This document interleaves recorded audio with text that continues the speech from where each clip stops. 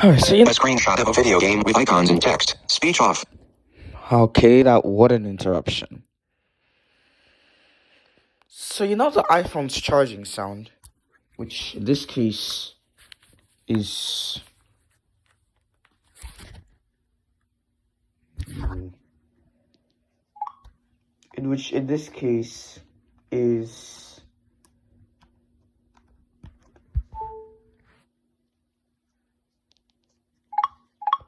Speak camera 0 record video speak. But then the sounds for the record and stop thing, which are and